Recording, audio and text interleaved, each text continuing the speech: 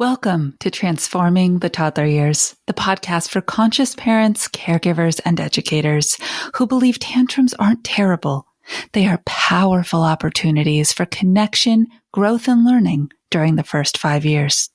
You'll explore how to use intentional language to raise calm, confident, and deeply connected kids, because the way we talk to kids becomes how they see themselves and engage with the world. Hi, I'm your host, Cara Tyrrell, classroom teacher turned parent educator and teacher trainer.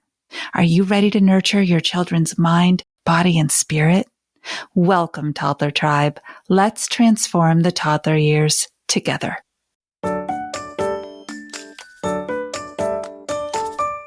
Quick question. Do you subscribe to the Core 4 connector? That is our weekly newsletter. Drops into your inbox every Monday at 11 a.m. Eastern Standard Time. Just a great way to start the week. Reconnect with the parent, the educator, the nanny, the adult you want to be in your toddler's life. It's easy, quick, and free to sign up. Just use the link in the show notes and you will get all the links that are from the last week's podcasts, just in case they got by you. And you say, oh, that's the one I wanted to listen to. Right. Easy, efficient. That's my goal, is to always provide value for you while keeping your life as simple as possible. Sign up for the Core 4 connector today and let's get this episode started. Welcome back, Toddler Tribe. Today we're talking about toddler transitions. Transitions are a very tricky skill, and they are a skill. Have you ever had something shift in your day and you were like, oh, this is really good. Because of this, these other things I can actually get done sooner, better, whatever it might be. And that felt good to you. And then you introduced the unexpected transition to your toddler and they melted on the puddle like just went down. They don't handle transitions well. This is very typical. Now, let's look at it from a cognitive processing perspective. The ability to know what's coming, find out it's actually different, and then reset the steps and the order of those steps that are necessary to come out on the other side of that transition takes a lot of cognitive planning. It also takes a lot of self-skill, the executive functioning skills of being able to be patient, being able to handle when there's flexible thinking involved, being able to wait for an outcome when you thought it was going to happen sooner. These are high-level functioning skills, and they happen in your frontal lobe. Yours is fully developed. Theirs is still very mushy.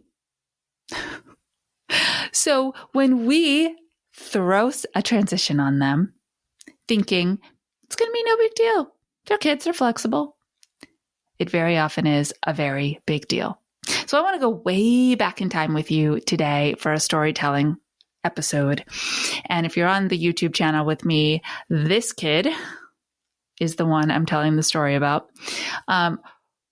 Claire had a lot of difficulty with flexible thinking when she was young. Now, some kids, they're more loosey-goosey about it. This one was. She was not. And I knew that. And in knowing that that was a challenge for her, I had to scaffold transitions in a very intentional way. In my Transforming the Toddler Years course, I teach all of those strategies. But what happened on this particular day was she was at preschool and I had an appointment after school, right? I was teaching, I'm at school. She's at preschool. She's at school. I had an appointment after school. And so I had prepared her for that. Here's the plan. You're going to take your nap. When you wake up from your nap, you'll have snack. After snack, I will pick you up.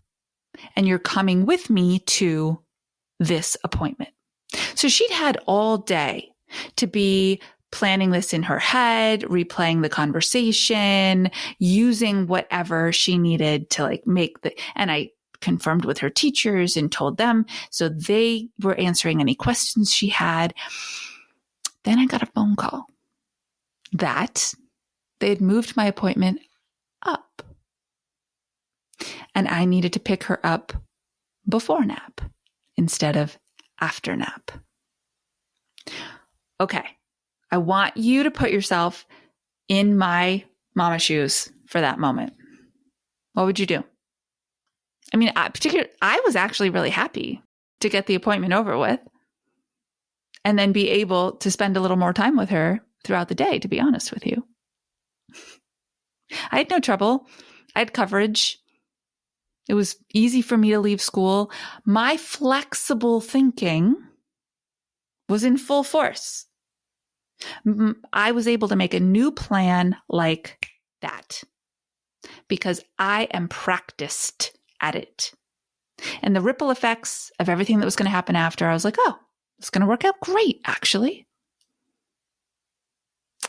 So I had two options.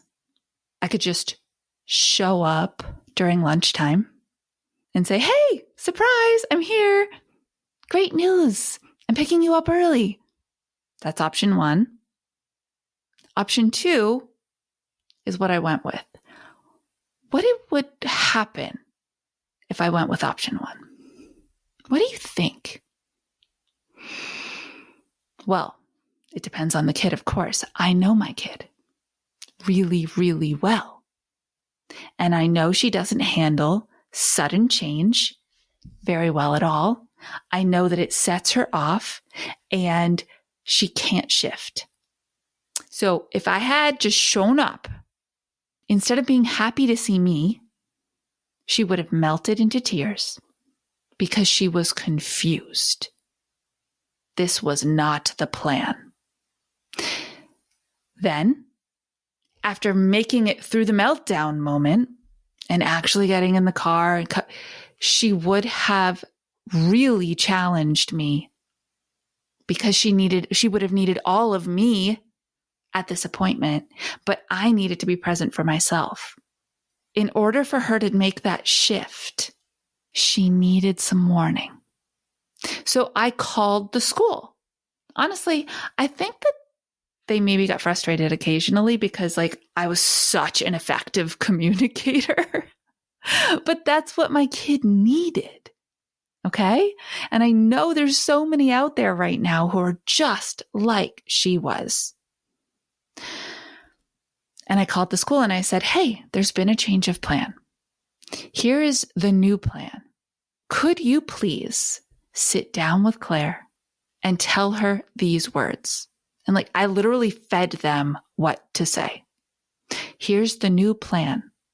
Your mom says you will eat lunch, get in her car, go to the appointment, and have a nap after the appointment. By the way, she loved napping. So you got to know your kid, right? Missing sleep actually was so much harder for her than getting the sleep. So she loved it. So adding that at the end was really crucial because it was actually grounding for her. Oh, I will get my nap. I fed them exactly what to say. Was she able to handle the transition flawlessly when I came early?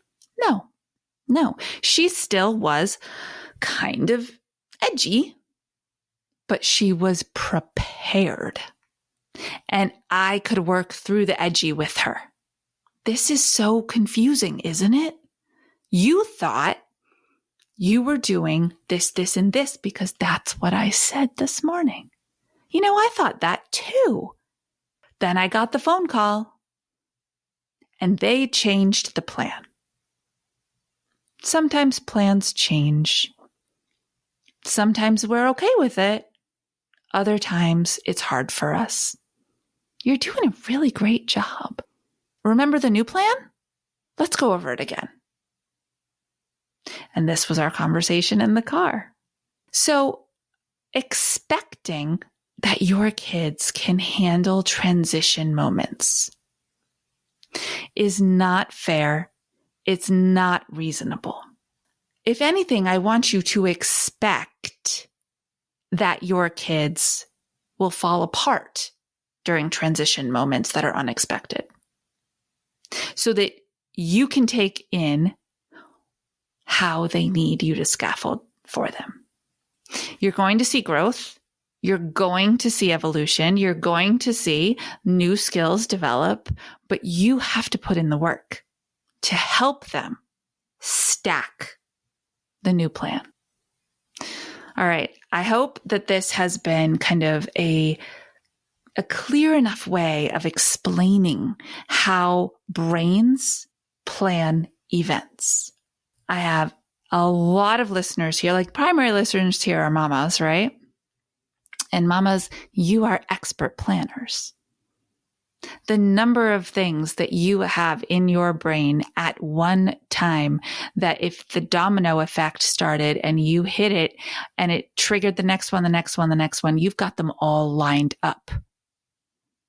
You've got safety plans in your brain. You've got plan Bs and Cs, and your plan C has a plan D. These are skills that you have developed over time. Assume your kiddos don't even have a plan A. Tell them what it is, and then help them move through every step of it so they feel confident that they can handle when plans change. All right, you know what to do. Until our next episode, stay mindful and proactive as we transform the toddler years.